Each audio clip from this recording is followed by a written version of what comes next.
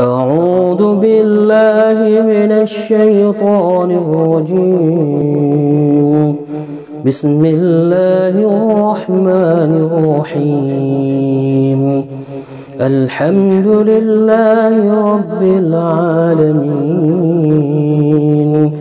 الحمد لله حمدا شاكرين حمدا ناعمين حمدا يوافي نعمه ويكافئ مزيده يا ربنا لك الحمد كما ينبغي لجلال وجهك العظيم سلطانك اللهم صل وسلم على سيدنا محمد وعلى آله وصحبه أجمعين. Ya Allah, yang maha pemurah lagi maha penyayang, segala puji serta syukur kami panjatkan kehadirat-Mu atas segala kenikmatan yang telah Engkau berikan. Ya Allah, Ya Rahman, Ya Rahim, pada saat berbahagia ini dan khidmat ini kami berhimpun dalam mengikuti memperingati Hari Guru Nasional tahun 2022 seraya berdoa dan berserah diri padamu ya Rabb.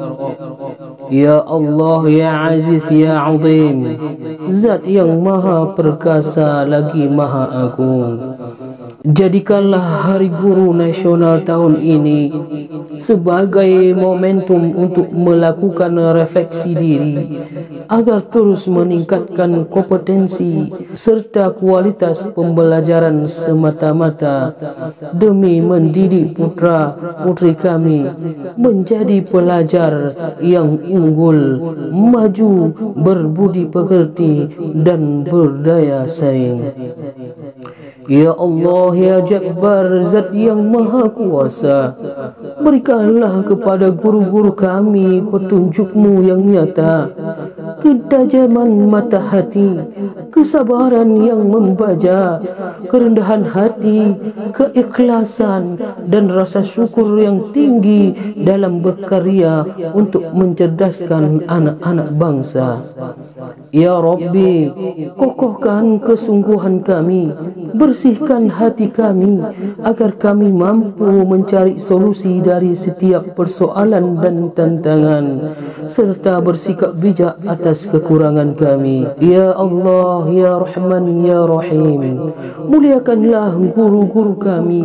Kami sangat mendambakan guru-guru kami yang menjadi pendidik-pendidik sejati yang dapat melahirkan ribuan orang-orang hebat, sosok-sosok teladan yang selalu mendidik dengan penuh kelembutan dan kasih sayang, menebar semangat dan inspirasi bagi sekitarnya sehingga terlahir orang-orang yang hebat untuk mewujudkan peradaban Indonesia yang unggul dan mulia.